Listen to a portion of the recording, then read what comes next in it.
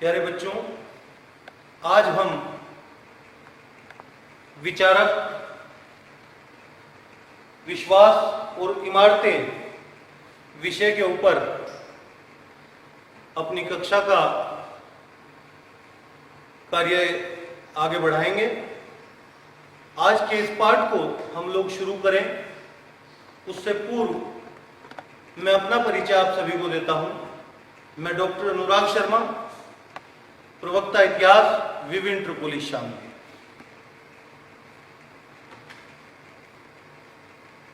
इतिहास के किस्से कहानी बात सब कह जाएंगे। इतिहास के किस्से कहानी बात सब कह जाएंगी, दास पास सदियों की ये पल भर में ही गा जाएंगे। पंक्तियों से स्पष्ट होता है कि भारतीय इतिहास के अंदर घटित वो सारी घटनाएं जो पूर्व में इस देश के समृद्धशाली इतिहास के अंदर घटित हुई हैं, उन सबको जानने, समझने और पहचानने का एक सर्वश्रेष्ठ माध्यम हमारा इतिहास, जो पुस्तकों के माध्यम से, विषय के माध्यम से प्रतिदिन कक्षाओं में हम लोग पढ़ते हैं। जैसा कि आज का हमारा विषय विचारक, विश्वास और इमारत, विषय के ऊपर मैं जाऊं उससे पूर्व सबसे महत्वपूर्ण जो चीज है, किसी भी चीज को हम पढ़ें, विषय के शीर्षक के विषय में चीजें बिल्कुल स्पष्ट और क्लियर होनी चाहिए। जब तक किसी भी विषय के ऊपर हम लोग शीर्षक को सही ढंग से नहीं समझेंगे, तब तक किसी भी पाठ की, किसी भी विषय की आंतरिक संरचना को पूर्ण रूप में समझना और जानना बड़ा मुश्किल है। विचारक, विश्वास और इमारतें, इनसे क्या अभिप्राय है? क्या इशारा विचारक, विश्वास और इमारतें आप सबके लिए करती हैं, मेरे लिए करती हैं? विचारक से तात्पर्य उन लोगों से है जिन्होंने समाज को, देश को और संपूर्ण दुनिया को अपने कार्यों के माध्यम से एक नई दिशा, एक नई तरीके की सोच, एक नई तरीके की ऊर्जा समाज में उत्पन्न करने का काम जिन लोगों ने किया, वो ही विचारक कहते हैं। धारा की दिशा को जिन्होंने बदलकर समाज को एक नए ढंग से, एक नए तरीके से सोचने का काम किया, वो लोग हमारे समाज के लिए, आप सबके लिए विचारक के रूप में जाने गए। इसी में दूसरा शब्द है विश्वास। विश्वास से तात्पर्य उन धार्मिक मान्यताओं से है जिनको हमारे समाज ने मान्यता दी, क्योंकि बहुत ही विस्तृत, समृद्ध और संगठित इतिहास इस देश का है। समय समय पर सामाजिक, आर्थिक और अनेकों प्रकार के बदलाव भारतीय समाज के अंदर निरंतर होते आए हैं। उन धार्मिक परिवर्तनों को सीधा सीधा संदर्भ यहां पर विश्वास से है, और उस धार्मिक विश्वास को आगे बढ़ाने का काम, समाज में मान्यता दिलाने का काम हमारी ऐतिहासिक इमारतों के द्वारा हुआ है। क्योंकि इतिहास के विषय में, देश की संस्कृति के विषय में जब भी कभी जानना होगा तो निश्चित रूप से इमारतें अपने आप में पूरी बात को बयान करती। मैं समझता हूं कि आज हम लोग क्या पढ़ेंगे उसके विषय में मैंने पूर्ण रूप में तीनों शब्दों को आप सबके समक्ष बहुत ही विस्तृत रूप में रख दिया है। अब इससे आगे की बात मैं करूं। विचारक, मैंने बताया कि समाज को एक नई प्रकार की ऊर्जा, एक नई प्रकार की दिशा देने वाले वो लोग जिन्होंने अपनी सामाजिक चेतना के द्वारा कुरीतियों पर प्रहार करके देश के अंदर एक नई तरीके की सोच, एक नई तरीके के विचारों का समावेश आप समाज के बीच में किया। दुनिया में अनेकों विद्वान इस दौर में हुए, जिनमें यूनान में सुकरात, प्लेटो और भारत में भगवान महावीर और भगवान बुद्ध। विश्वास के रूप में यदि हम देखें तो इस समय में हिंदुस्तान के अंदर दो नई विचारधाराओं का जन्म, जिसमें एक बौद्ध धर्म के रूप में और एक जैन धर्म के रूप में हुआ। आखिर ऐसी क्या आवश्यकता समाज को महसूस हुई, ऐसी क्या जरूरत आन पड़ी कि समाज के अंदर दो नए पंथ, दो नए धर्मों का विकास इस देश में हुआ। शायद पिछली व्यवस्था में निश्चित रूप से कुछ ऐसी चीजें जरूर रही जिनके कारण लोगों को नए दिशा और नए तरीके से सोचने के लिए मजबूर होना पड़ा, क्योंकि हिंदू धर्म उस समय अपने शीर्ष पर था। ब्राह्मणों का प्रभाव हिंदू धर्म में सामाजिक तौर पे बहुत ज्यादा था। उस प्रभाव के कारण अन्य वर्ग अपने आप को उपेक्षित और कहीं ना कहीं पीड़ित महसूस कर रहे थे। इसीलिए बौद्ध धर्म और जैन धर्म के रूप में नई विचारधाराओं का जन्म समाज के अंदर हुआ। इमारतों की बात हमने की, क्योंकि बौद्ध धर्म ने पूरी दुनिया को शांति का संदेश अपनी विचारधारा, अपने विचारों के माध्यम से दिया। बौद्ध धर्म की पूरी संस्कृति को बयान करने के लिए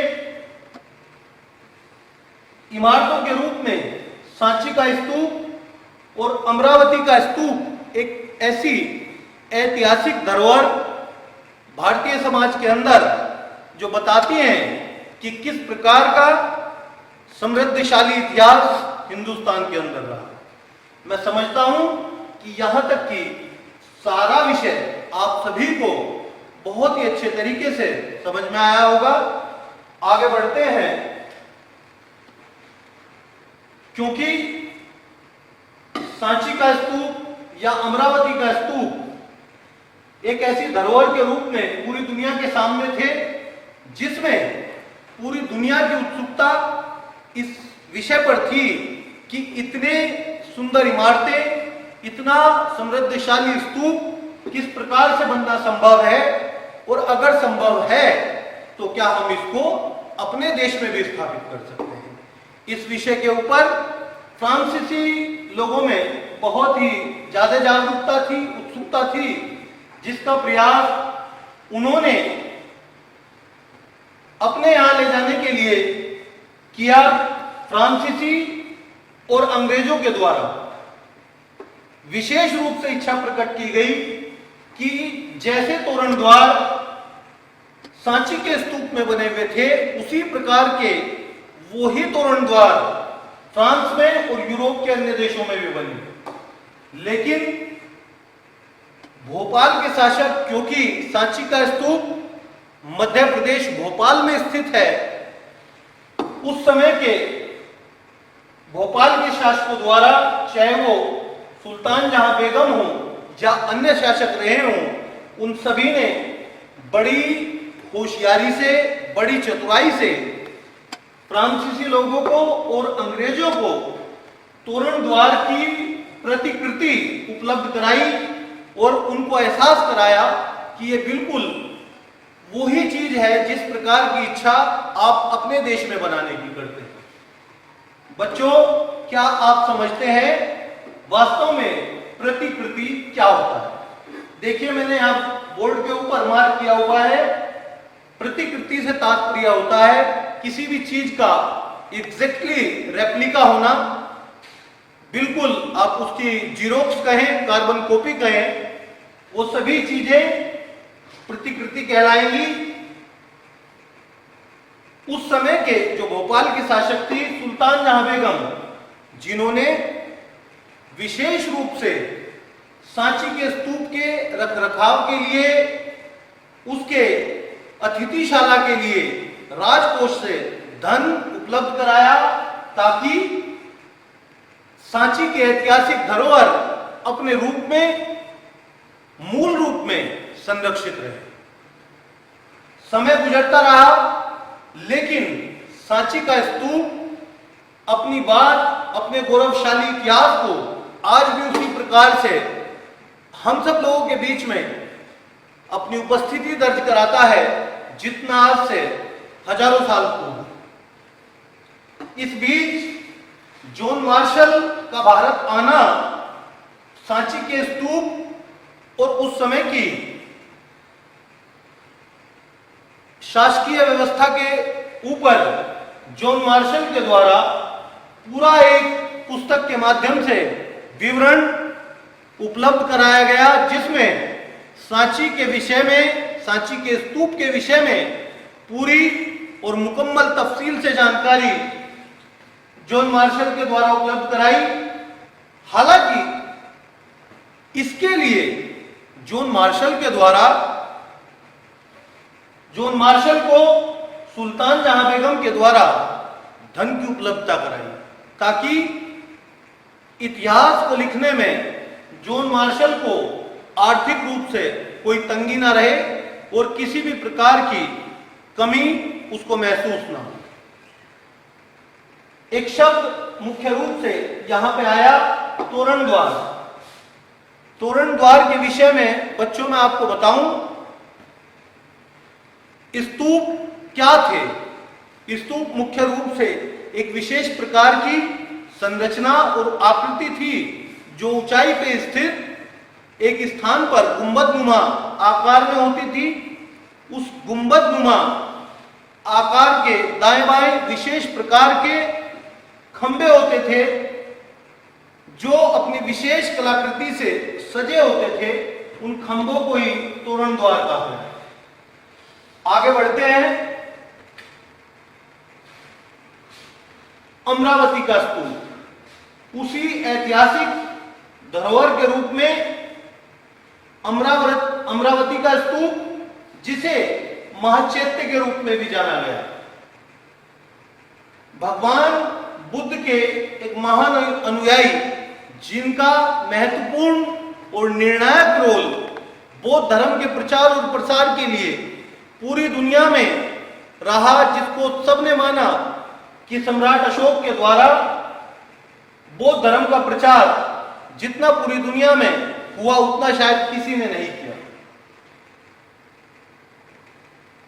अमरावती का स्तूप अशोक के शासनकाल में बनवाया गया। इसको बनाने का काम 200 ईसा पूर्व में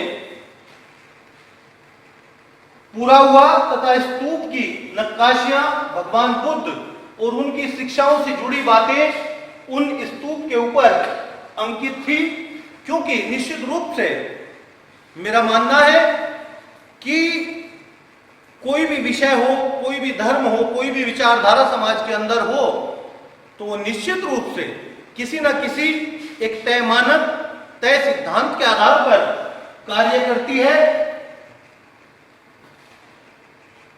यज्ञ और विवाद, अगला बिंदु हमारा यज्ञ और विवाद।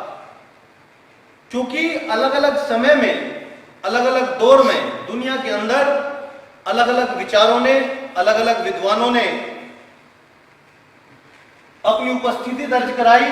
उन्हीं में ईसा पूर्व प्रथम सहस्त्राब्दी की महत्ता हम सभी के लिए 1000 वर्षों का वो कालखंड महत्वपूर्ण हो जाती है, जिसमें ईरान से जरथुस्त्र, भारत से भगवान बुद्ध और भगवान महावीर, चीन से सुंगत्सी, यूनान से सुकरात, प्लूटो और अरस्तु, इन सभी विचारकों ने, विद्वानों ने अपने अपने समय में, अपने अपने अनुसार समाज में फैली कुरीतियों का विरोध किया। क्योंकि सबसे पहले अगर इतिहास में हम जाएं, हड़प्पा सभ्यता, उसके बाद वैदिक सभ्यता, और वैदिक सभ्यता में हम जानते हैं कि सभी काम वेदों के आधार पर थे। यज्ञ उसमें सर्वश्रेष्ठ पूजा का एक माध्यम माना गया, लेकिन इन विद्वानों की उपस्थिति के बाद, इनके विचारों के अनुसार कहीं ना कहीं उसमें एक टकराव उत्पन्न हुआ, क्योंकि इन लोगों ने इन परंपराओं के ऊपर प्रहार किया और समाज को कहा कि कहीं ना कहीं ये एक वर्ग विशेष का वर्चस्व का माध्यम है। यज्ञों की परंपरा ऋग्वेद के अनुसार उस दौर में थी। अग्नि, इंद्र, सोम आदि देवताओं की स्तुति का मंत्र ये यज्ञ होते थे। विशेष रूप से मवेशियों, बेटों की लंबी उम्र की प्रार्थना के लिए इन यज्ञों को किया जाता था। अनेकों प्रकार के यज्ञ उस दौर में रहे, जिसमें से सामान्य यज्ञ जनसाधारण के लिए समाज में होते थे। विशेष यज्ञ, राष्ट्रीय यज्ञ, अश्वमेध यज्ञ, जिसका उदाहरण बच्चों आप सभी लोगों ने रामायण में भी देखा है। भगवान राम के द्वारा घोड़े का छोड़ा जाना, लवकुश के द्वारा उस घोड़े को पकड़ा जाना, और इस तरीके के विशेष यज्ञों की तैयारी एक एक वर्ष पूर्व होती थी, जिसमें बहुत ही गुणवान और विद्वान आचार्यों की उपस्थिति में इन यज्ञों को संपन्न कराया जाता है। और तीसरे तरीके के विशेष धार्मिक यज्ञ, यज्ञ संस्कार के नाम से जिनको जाना गया, जिनका समापन ब्राह्मणों के द्वारा होता था।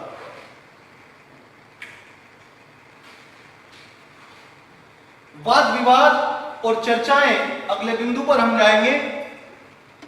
भगवान महावीर और भगवान बुद्ध द्वारा यज्ञों का पूर्ण रूप से विरोध किया गया, जैसा मैंने आपको बताया, क्योंकि इसमें एक वर्ग विशेष का प्रभाव समाज के अंदर अधिक था, जिससे अन्य लोग कहीं ना कहीं खुद को अपेक्षित महसूस कर रहे थे।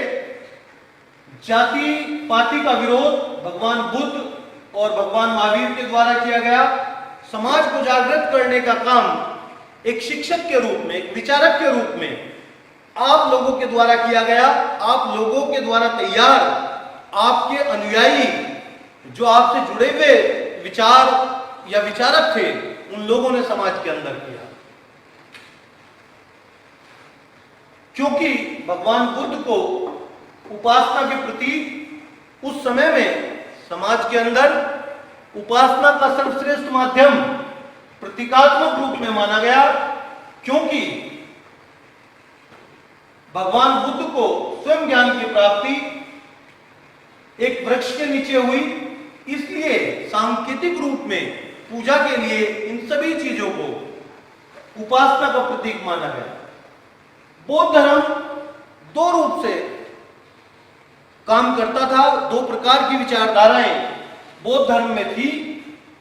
एक जिसको पहला कहा गया हीनयान और दूसरा कहा गया महायान। हीनयान वो पुरानी विचारधारा जिसको भगवान बुद्ध के द्वारा स्वयं स्थापित किया गया, और दूसरी महायान वो विचारधारा जो भगवान बुद्ध के परगमन के बाद, शारीरिक त्याग के बाद बौद्ध धर्म में आई, उसको महायान कहा गया। जिस प्रकार से हम देखते हैं हिंदू धर्म में भी दो प्रकार की विचारधारा, वैष्णववाद और शैववाद।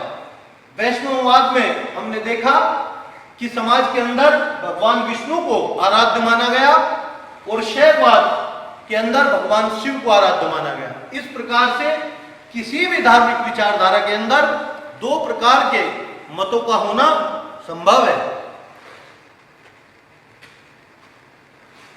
धीरे धीरे चीजें बदलती रही और नई विचारधाराओं का जन्म समाज में बढ़ता रहा। इसी बीच सामाजिक कुरीतियों पर प्रहार करते हुए भगवान महावीर ने जैन धर्म की स्थापना की। कुल 24 तीर्थंकर जैन धर्म में हुए, जिसमें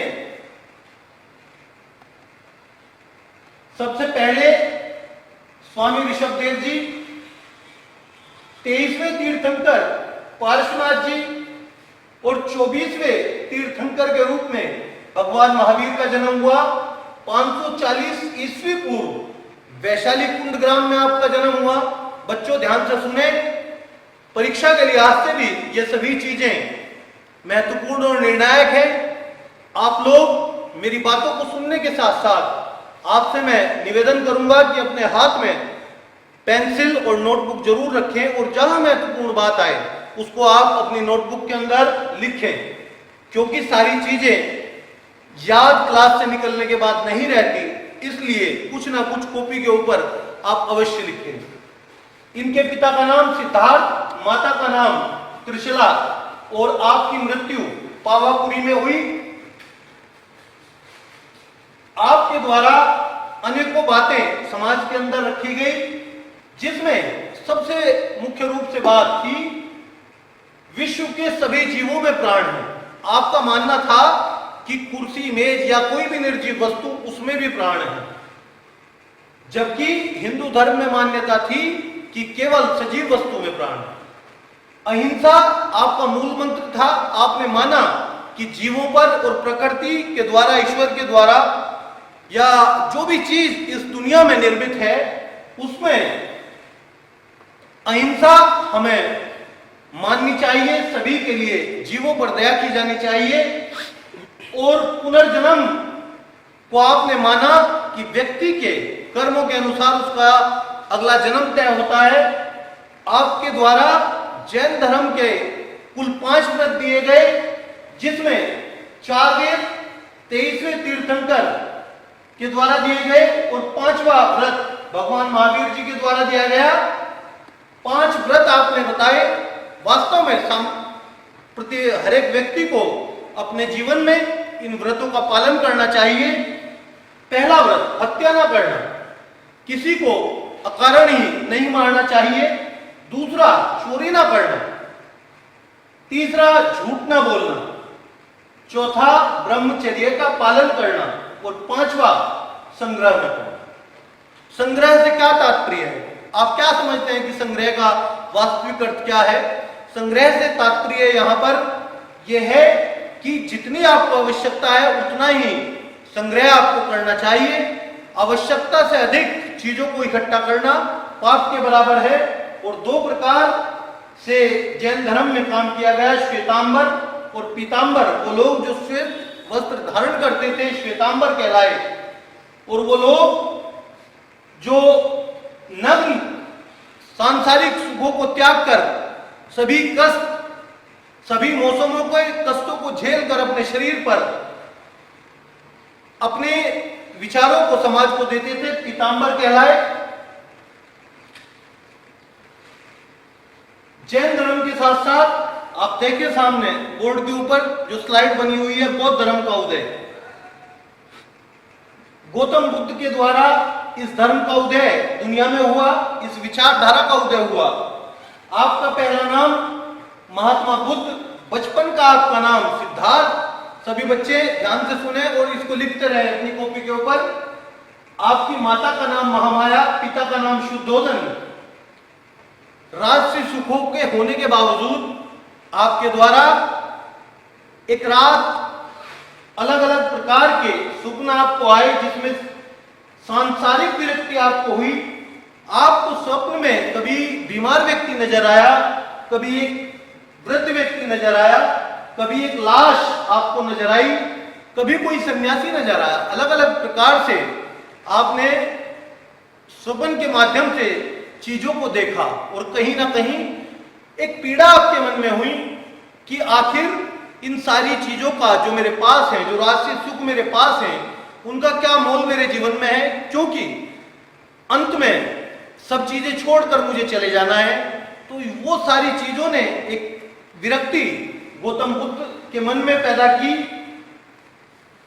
जिसका वजह से आपने घर परिवार को त्यागा और आपने पहला उपदेश सारनाथ जी में दिया। और आपको जिस दिन वृक्ष के नीचे ज्ञान की प्राप्ति हुई, उस दिन को निर्वाण दिवस के रूप में जाना गया। कुछ सिद्धांत हर विषय के निश्चित, हर विचारधारा के निश्चित, उसी के क्रम में बौद्ध धर्म के भी कुछ निश्चित सिद्धांत थे। उन सभी सिद्धांतों को आपके अनुयायियों द्वारा संग्रहित कर एक पुस्तक का रूप दिया गया, जिसको पिटक कहा गया। क्योंकि उस पुस्तक को एक बॉक्स में रख दिया गया जिसको पिटक कहा जाता है। उसी के नाम पर इस किताब को, इस ग्रंथ को भी, जिसमें जैन धर्म, बौद्ध धर्म के सभी सिद्धांत उपलब्ध हैं, पिटक कहा गया। मुख्य रूप से 3 प्रकार के पिटक, विनय पिटक, सुत्त पिटक और अभिधम्म पिटक, बौद्ध धर्म के सिद्धांतों की संपूर्ण व्याख्या और चर्चा को करने के लिए उपलब्ध हैं। बौद्ध धर्म के प्रचार प्रसार में कई बातें हमने देखी। पहले केवल बौद्ध धर्म के अंदर पुरुष का ही प्रवेश मान्य था, लेकिन धीरे धीरे व्यवस्था बदली, विचारों का तरीका बदला, सोचने का ढंग बदला और बौद्ध धर्म को पालन करने वाले लोगों की कार्यशैली में बदलाव हुआ, जिसमें बाद में औरतों का प्रवेश भी अलाउ हुआ। बौद्ध धर्म के प्रचार प्रसार के लिए सम्राट अशोक का संपूर्ण दुनिया में महत्वपूर्ण योगदान रहा।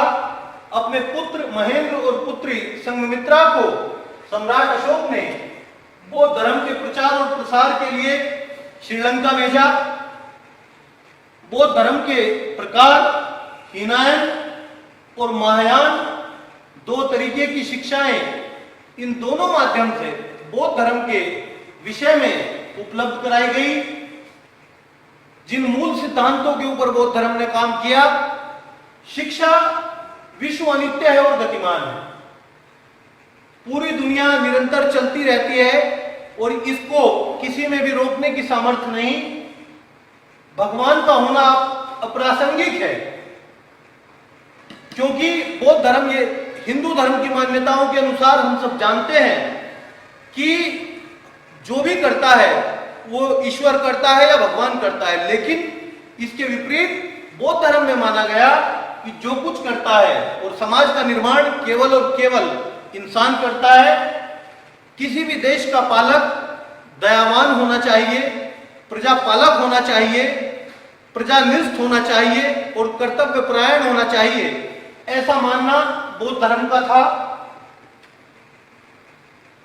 तो बच्चों, लगभग सारी बातें आज के इस लेक्चर में मैंने आप सबके बीच विचारक, विश्वास और इमारतें इस विषय पर रखी। मैं पुनः अपनी बात को बहुत ही छोटे तरीके से रिपीट करूंगा, जिसमें हमने विचारक के विषय में जाना, वो सब लोग जिन्होंने एक नई सोच, नई ऊर्जा समाज को दी। विश्वास और इमारतें, ये सब वो चीजें जिन्होंने इस देश की सांस्कृतिक समृद्धि को बयान किया। सांची के स्तूप, अमरावती का स्तूप, जैन धर्म और बौद्ध धर्म का उदय हमारे समाज में होना, किस प्रकार से जो पूर्व में चली आ रही व्यवस्था थी उसको समाप्त कर एक नई तरीके की व्यवस्था का समाज में उदय होना, और किस प्रकार की धार्मिक शिक्षाएं, धार्मिक विचारधारा समाज के बीच हमारे जो विचारक थे, वो भगवान बुद्ध हों या भगवान महावीर हों, आपके द्वारा दी गई और समाज के द्वारा उन सभी शिक्षाओं को आत्मसात किया गया। इसी के साथ ही आज का एक पूरा लेक्चर भी पूर्ण होगा और मेरे द्वारा जो कुछ आपको बताया गया उसके विषय में आपने पूरे ध्यान से समझकर, जानकर चीजों को अपनी नोटबुक के ऊपर नोट किया होगा। इन्हीं आशाओं और अपेक्षाओं के साथ कि फिर आपसे अगले लेक्चर में पुनः मुलाकात होगी। धन्यवाद। जय हिंद।